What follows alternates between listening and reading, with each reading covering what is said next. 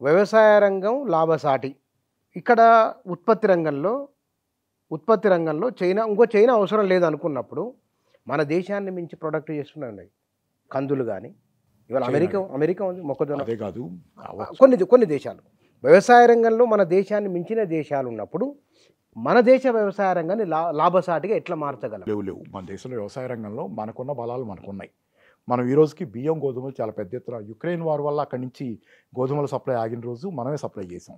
దానివల్ల దేశంలో కొరత వచ్చింది. అది మోడీ గారి గోల. దానివల్ల మనకి సమస్యలు వచ్చినాయి, అన్నీ మోడీ గారి గోల.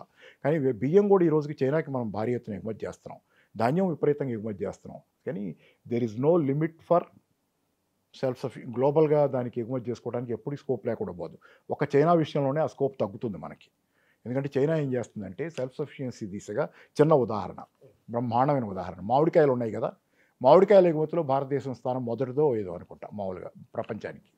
ఇట్లాంటి భారతదేశాన్ని ఈరోజు చైనా దాటింది. మొన్న మామిడికాయలు ఎగుమతి చేస్తుంది ప్రపంచానికి చైనా. భారతదేశం కంటే ఎక్కువ ఖరీదైన, ఎక్కువ విలువ నాణ్యమైన మామిడి పండు. నాణ్యం కాదు, విలువ. అంటే డబ్బులు వస్తాయి కదా ఎగుమతి చేస్తే. ఆ డబ్బులు మనకంటే చైనాకి ఎక్కువ వచ్చింది మొన్న. ఈ చైనా ఎక్కడుంది? 1962 ప్రాంతంలో నెహ్రూ గారు ఉండగా చైనాలో మామిడికాయలు లేవు, అసలు మామిడి చెట్టే లేదు. అవునా? లేదు, మామిడి చెట్టే లేదు. నేను చూపిస్తా. ఆ రోజు చైనాకి నెహ్రూ స్నేహం చేస్తున్నాడు కాబట్టి ఆ రోజు నెహ్రూ ఒక 7-8 మామిడి చెట్లు కానుగ్గా ఇచ్చాడు. మామిడి శాప్లింగ్ పిలకలు, మామిడి పిలకలు 7-8 ఆయన కానుగ్గా ఇచ్చాడు చైనాకి. ఈ తీసుకెళ్ళి ఈ రోజు వాళ్ళు మనల్ని దాటి స్వతహాగా మామిడికాయలు ఎగుమతి చేసే భారతదేశాన్ని దాటి చైనా వాళ్ళు ఈరోజు మామిడికాయల ఎగుమతిలో మన దేశానికి మించి విలువ ఎగుమతి చేస్తున్నారు. నెహ్రూ ఇచ్చిన వాటితో నెహ్రూ ఇచ్చింది తర్వాత ఏదైనా కానీ నెహ్రూ ఇచ్చింది పరిచయం చేశాడు. నెహ్రూ 7-8 మామిడి పిలకలు తీసుకెళ్ళి వాళ్ళకి ఇచ్చాడు. పిలకలు అంటే శాప్లింగ్స్ అంతే ఇచ్చాడు. ఇస్తే ఆ తర్వాత మొదలైంది వాళ్ళ ప్రయాణం. ఎక్కడ మనం వెనక్కి పోతున్నాం, వాళ్ళు పైకి పోతున్నారు. కాబట్టి బహుశా మనం ఏమైనా చైనాకి ఏమైనా ఎగుమతి చేయలేమేమో. వాళ్ళు చాలా విషయాల్లో అగ్రికల్చర్ మీద చాలా ఫోకస్ పెట్టారు. అసలు మనకంటే ఫెర్టైల్ ల్యాండ్ లేదు వాళ్ళ దగ్గర, మన దగ్గరే ఫెర్టైల్ ల్యాండ్ ఉంది. చైనాలో చాలా భూమి పండదు, వాళ్ళకి అసలు చాలా కొరతలు సమస్యలు ఉన్న దేశం. చాలా దిగుమతి చేసుకునేవాళ్ళు ధాన్యాన్ని, ఇట్లా కష్టపడేవాళ్ళు. వాళ్ళు మార్చుకుంటున్నారు నెమ్మదిగా.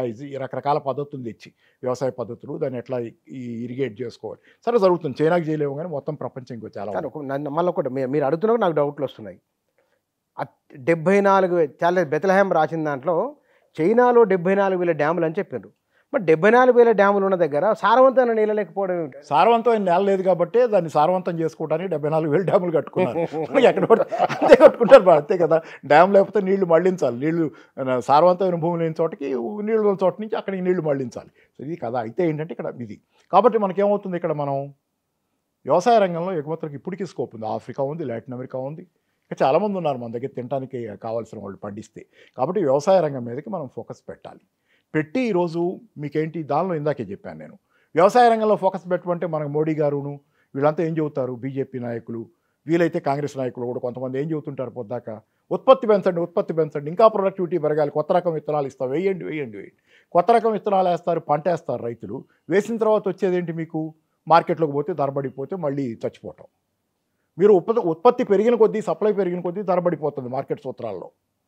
ఎందుకంటే మార్కెట్ సూత్రాల్లో మీకు పారిశ్రామికవేత్త ఒక సరుకు ఉత్పత్తి చేస్తే నా దగ్గర ఈ బ్యాగ్ కొన్నాను, లేకపోతే ఏదైనా సరుకు ఉత్పత్తి చేస్తే పారిశ్రామికవేత్త ఏంటి దాని మీద రేట్ వేసి మార్కెట్లో అమ్ముకుంటాడు. రైతుకి అలా కాదు కదా, మార్కెట్లో దొరికిన ధర తీసుకోవాలి. ఎక్కువ ఉత్పత్తి చేస్తే వాడికి ధర పడిపోతుంది రైతుకి. అవును, మధ్యప్రదేశ్లో జరిగింది అదే. ఆ మధ్యకాలంలో శివరాజ్ సింగ్ చౌహాన్ గారు ఉండగా మధ్యప్రదేశ్ బ్రహ్మాండమైనటువంటి ప్రగతిని వ్యవసాయ రంగంలో సాధించింది. ఉత్పత్తి చాలా బ్రహ్మాండంగా పెరిగితే ఏమైంది, రేట్లు పడిపోయినాయి. ఆయన కొంత ప్రయత్నం చేశాడు, ఏంటి మన గ్యాప్ ఫిల్ చేయడానికి, ఏది మన రైతుకు నష్టం రాకుండా కొంత ప్రభుత్వమే ఇచ్చే విధంగా మార్కెట్లో అమ్ముకున్న తర్వాత ఎంత కమ్మారో ఆ పైన ఎంత ఇస్తే రైతుకి వ్యవసాయం గిట్టుబాటు అవుతుందో దానికి అది ఇవ్వటం మొదలుపెట్టాడు. సరే, అది కూడా ఏదో మ్యానిపులేట్ చేశారు, అవన్నీ వేరే విషయాలు. సో ఆ నేపథ్యంలోనే మధ్యప్రదేశ్లో రైతులు తిరగబడ్డారు. ఆ మధ్యకాలంలో రైతులు తిరగబడితే దానిలో మాందసూరులో కాల్పులు జరిగి 6 చచ్చిపోయారు. ఎందుకంటే ఉత్పత్తి పెరుగుతుంది, ధర పడిపోతుంది. కాబట్టి ఉత్పత్తి పెంచండి. ఈరోజు ఆల్రెడీ భారతదేశానికి కావాల్సిన స్థాయిలో దరిదాపుగా ఉత్పత్తి ఉంది. మనకు కావాల్సినంత రికార్డు స్థాయి పంటలు పండుతూనే ఉన్నాయి. ఈ మధ్య వాతావరణంలో మార్పులు వస్తున్నాయి, దానివల్ల జరిగిన మనకి రికార్డు పంట ఉంది. మనకి తినడానికి కావాల్సినవి ఉన్నాయి ఒకటి ఇది. కాబట్టి ఏంటంటే ఈరోజు ఉత్పత్తి కాదు పెంచాల్సింది, ప్రొడక్షన్ కాదు, రైతుకి లాభం వచ్చేటట్టు ప్రాఫిట్ ఇవ్వాలి రైతుకి. వాడు ఉత్పత్తి పెంచి దివాలా తీసి మార్కెట్లో బయటకి, అందుకే కదా రైతు పిల్లలు కానీ రైతులు కానీ ఈ వ్యవసాయం నేను చేయలేనని చెప్పి 60% పైన వెళ్ళిపోదాం అనుకుంటున్నారు. ఎందుకు అనుకుంటున్నారు, బతకలేము అక్కడని. కానీ గత్యంతరం లేక అక్కడే మగ్గుతున్నారు. ఈ మధ్య కోవిడ్ వచ్చిన తర్వాత రివర్స్ మైగ్రేషను, గ్రామీణ ప్రాంతాలకు తిరిగి వెళ్ళిపోయారు. వాళ్ళు కూడా ఇక్కడికి రావడానికి, గ్రామీణ యూత్ కూడా ఈ మాటకు వస్తుందా నేను చెప్పిన యూత్ కూడా నగర ప్రాంతాలకు రావడానికి పెద్ద ఇష్టంగా లేరు. ఎందుకంటే ఇక్కడ ఎంప్లాయ్మెంట్ ఎక్కడ ఉంది? నిర్మాణ రంగంలో లేదు, సేవా రంగంలో. ఆల్రెడీ కోవిడ్ తర్వాత కాలంలో మరింత పతనం, తర్వాత కాలం అంత ముందు నుంచే ఉంది ఇది. అవును. మరి ఇంకెప్పుడు ఇంకెక్కడికి వచ్చి ఏం చేస్తామని చెప్పి అక్కడే అలాగే మొగ్గుతుంది. అందుకని ఓవరాల్ ఏంటంటే ఈరోజు వ్యవసాయ రంగంలో ఉన్న 50% మంది కానీ 48% మంది కానీ ఇందా చెప్పింది వాళ్ళు డైరెక్ట్గా ఉన్నారు. పరోక్షంగా ఇంకొంతమంది ఉంటారు వ్యవసాయ రంగంతో. మీకేమవుద్ది? వ్యవసాయ రంగంలో కనుక వాళ్ళకి లాభాలు వస్తాయి. లాభాలు రావాలంటే ఏం కావాలంటే మళ్ళీ ఇంకో క్వశ్చన్, అది మినిమం సపోర్ట్ ప్రైస్ ప్రభుత్వం ఇవ్వాలి. వీళ్ళు ఎందుకు ఇవ్వరో ఒక ముఖ తర్వాత చెబుతా. లాభాలు వస్తే ఏమవుద్ది? రైతుకి మినిమం సపోర్ట్ ప్రైస్ ఇచ్చి రైతుకి గనక వ్యవసాయం గిట్టుబాటు అయ్యి లాభం వస్తే ఏమవుద్ది? ఆటోమేటిక్గా గ్రామీణ ప్రాంతాల జనాల చేతిలో డబ్బులు ఆడతాయి, వాళ్ళు కొనుగోలు చేసుకుంటారు, మార్కెట్లో కొంటారు. ఒక్క చిన్న ఉదాహరణ, మళ్ళీ పాతదే ఇది కూడా, ఇప్పుడు కూడా అదే కాదు ఉంటుంది. 2008 ఆ ప్రాంతంలో ఎప్పుడో నాకు గుర్తున్న ఉదాహరణ, అందరికీ అర్థం కావటం కోసం చెబుతున్నాను. దీని ఉదాహరణకి ఇక్కడ కాంటెంపరీనెస్ లేకపోయినా దాని అర్థం అవుద్ది. 2008 ప్రాంతంలో నిజామాబాద్ జిల్లాలో ఆర్మూరు పసుపు పంటకు ఫేమస్. ఆ పసుపు పంట బండి ఆర్మూరు ప్రాంతంలో బంపర్ క్రాప్ వచ్చింది ఆ రోజు. అలాగే అదే సమయంలో మార్కెట్లో బ్రహ్మాండమైన ధర పలికింది. దాంతో చాలామంది పసుపు రైతులు ఆ డబ్బులు లాభాలు బాగా వచ్చేసరికి ఇళ్ళు కట్టుకున్నారు. కొంతమంది బంగారం కూడా కరెక్ట్. 2007లో 15 పెద్ద అమౌంట్ అది. ఇళ్ళు కట్టుకున్నారు. ఇళ్ళతో పాటు గృహోపకరణాలు కొనుక్కున్నారు, ఫ్రిడ్జ్లు, టీవీలు, ఇవన్నీ, కార్లు, బైకులు కొనుక్కున్నారు. మీకు సింపుల్, ఇక్కడ మీకు ఒక్కటే ఈ కనెక్షన్ మీకు అర్థం అవుద్ది. అక్కడి నుంచి అలా డిమాండ్ సృష్టించవచ్చు. మనకి విదేశాల్లో డిమాండ్ లేకపోతే మనకు సమస్య లేదు, ఎగుమతి చేయలేము, అది వదిలేయండి, పర్వాలా. కానీ భారతదేశ గ్రామీణ ప్రాంతాల్లో కాశ్మీర్ టు కన్యాకుమారి డిమాండ్ ఎలా సృష్టించవచ్చు అంటే, గ్రామీణ రైతాంగం చేతిలో కనుక డబ్బులు పెడితే వాళ్ళకి లాభాలు వస్తే వాళ్ళు పండించిన పంటకి ఆటోమేటిక్గా మీరు వాళ్ళ చేతిలో వాళ్ళు కొనుగోలు మొదలు పెడతారు. అది డిమాండే కదా. 50% జనాల దగ్గర డబ్బులు వచ్చి ఈరోజు కనీసం 10% కూడా లేని మధ్యతరగతి ధనవంతుల మీద ఆధారపడి మార్కెట్ నడుస్తుంటే 50% జనాల చేతిలో డబ్బులు వస్తే మార్కెట్ ఇంకా బాగా నడుస్తుంది కదా. 50% జనాలు కొనుగోలు చేస్తారు. వాళ్ళు ఏం కొన్నారు? కార్లు కొన్నారు, బైకులు కొన్నారు, ఇళ్ళు కట్టారు, గృహోపకరణాలు, టీవీలు, ఫ్రిడ్జ్లు కొన్నారు. ఇవన్నీ ఎక్కడి నుంచి వస్తాయండి? మన నగర ప్రాంతాల పరిశ్రమల నుంచి వెళ్ళాలి. ఇవన్నీ వాళ్ళు కొనే ప్రతి పారిశ్రామిక సరుకు, ఇళ్ళు కట్టడం ఇవన్నీ కాదు. ఇళ్ళు కట్టాలంటే స్టీలు, సిమెంటు, నగర ప్రాంత పరిశ్రమలు. వాళ్ళు వాడే షాంపూ ప్యాకెట్ కావాలన్నా నగర ప్రాంత పరిశ్రమలో ఇంకోటి ఏదో వాటి నుంచి వెళ్ళాలి. ఏ పారిశ్రామిక ఉత్పత్తి అయినా కానీ నగర ప్రాంతాల నుంచి వెళ్ళాలి. అంటే వాళ్ళ కొనుగోలు శక్తి పెరిగితే నగర ప్రాంతాలకి డిమాండ్ వస్తుంది. మీరు అమెరికా వైపు చూడక్కర్లా, అమెరికా మార్కెట్లో అమ్మక్కర్లా, అమెరికా వాళ్ళకి మీ చౌక ఉత్పత్తులు లేకపోతే ఇంకోటి చేసి మీ మ్యానుఫ్యాక్చరింగ్ ఉత్పత్తులను అక్కడ అమ్మక్కర్లా. వాడు కొనలేకపోతే పోనీయండి వాడిని. దురదృష్టవశాత్తు ఇంకా వ్యవసాయంలో ఎక్కువ మంది ఉన్నారు కదా, వాళ్ళకే ఆ దురదృష్టవశాత్తు ఉన్న వాళ్ళకి ఆ వ్యవసాయం బాగుంది అనిపించే విధంగా, వాళ్ళకి లాభాలు వచ్చే విధంగా మినిమం సపోర్ట్ ప్రైస్ ఇవ్వండి. వాళ్ళు కొంటారు. వాళ్ళు కొంటే ఇక్కడ నగర ప్రాంతాలకు కూడా బతుకు వస్తుంది. నగర ప్రాంత పరిశ్రమలు బాగుంటే ఎంతో కొంత ఉపాధి పరిశ్రమల్లో నగర ప్రాంత యూత్కి వస్తుంది. అంటే ఆర్థిక వ్యవస్థ పునరుజ్జీవనం పొందుద్ది. ప్రాణం కోల్పోయిన ఆర్థిక వ్యవస్థకి ఈ దేశ నేల మీదే కాశ్మీర్ టు కన్యాకుమారి మీరు ప్రాణం పోయొచ్చు. ఎందుకు చేయరు? ఇదే కదా క్వశ్చన్. ప్రాణం పోయటానికి స్కోప్ ఉంది ఇక్కడ, మరి ఎందుకు చేయట్లేదు? ఎందుకు? మినిమం సపోర్ట్ ప్రైస్ గుండెకాయ. ప్రపంచంలో సంస్కరణలు మొదలైన తర్వాత, ముఖ్యంగా భారతదేశంలో సంస్కరణలు కూడా మొదలైన తర్వాత, భారతదేశ రైతాంగం అనేవాడు పీల్చి పిప్పు చేయడానికి కావాల్సినటువంటి పరికరంగా మార్చబడ్డాడు.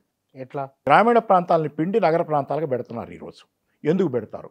గ్రామీణ ప్రాంతాలు అయితే కనుక మినిమం సపోర్ట్ ప్రైస్ మీరు ఇస్తే గ్రామీణ ఉత్పత్తులకి ధర బాగా పలుకుద్ది. బియ్యం, గోధుమలు, అన్ని గ్రామీణ అవన్నీ మన సూపర్ మార్కెట్లో అయ్యే ఎక్కడి నుంచి వస్తాయి? మోస్ట్ ఆఫ్ ది తిండి అదే. వాటి ధరలు ఇక్కడ సూపర్ మార్కెట్లో ఎక్కువ ఉంటాయి మినిమం సపోర్ట్ ప్రైస్ ఇస్తే. దళారుల సంగతి కాసేపు పక్కన పెట్టండి, వాళ్ళ వల్ల పెరుగుతున్నాయి, వాళ్ళని నిర్మూలించాలి, అది వేరే విషయం. కానీ గ్రామీణ ప్రాంతాల్లో మినిమం సపోర్ట్ ప్రైస్ ఇస్తే ఎడిషనల్గా దళారులు కూడా కలిస్తే నగర ప్రాంతాల్లో ఏమవుద్ది? ధరలు పెరుగుతాయి. ఆహార ఉత్పత్తులు ఎక్కువ ఉంటాయి కదా మార్కెట్లో. ఉంటే ఎవరికి నష్టం? అంటే కార్పొరేట్ గాళ్ళకి నష్టం. ఎందుకు కార్పొరేట్ గాళ్ళకి నష్టం అంటే సింపుల్. జనాలకి నగర ప్రాంతాల్లో పనిచేసే ఉద్యోగస్తులు, కూలీలో, లేకపోతే సామాన్య జనం ఎవరైనా ఈ ధరలన్నీ పెరిగినప్పుడు వాళ్ళు ఎక్కువ వేతనాలు డిమాండ్ చేస్తారు. ఆటోమేటిక్గా కార్మిక అశాంతి ఉంటుంది కదా. మీకు అదే కాదు, ఏమవుద్ది ఇక్కడ ఇంకొచ్చినది, గ్రామీణ ప్రాంతాల్లో గనక వ్యవసాయం బాగుండి రైతులు గ్రామీణ ప్రాంతాల్లో లాభసాటిగా వాళ్ళ పరిస్థితి ఉంటే వాళ్ళు నగర ప్రాంతాలకి రారు, అక్కడే ఉంటారు. వలసలు తగ్గుతాయి. అంటే అర్బన్ లేబర్కి స్ట్రైకులు చేసే పవర్ పెరుగుద్ది. వలసలు పెరిగి ఇక్కడ కనుక లేబర్ సప్లై పెరిగితే ఎక్కువ మంది లేబర్ బయట కనుక వెయిట్ చేస్తుంటే ఎలా? ఏమని జాబ్ కోసం ఎదురు చూస్తా తిరుగుతుంటే మార్కెట్లో తక్కువ బిడ్డింగ్ అంటే వేలం పాటలో కార్మికుడిని తక్కువకు పాడుకోవచ్చు, తక్కువ రేటు కార్మికుడిని వాడుకోవచ్చు. మీకు గ్రామీణ ప్రాంతాల నుంచి లేబర్ సప్లై తగ్గితే కనుక తగ్గిన లేబర్ సప్లై వల్ల మీకు ఏమవుద్ది, నగర ప్రాంతాల్లో డిమాండ్ పెరుగుద్ది లేబర్కి.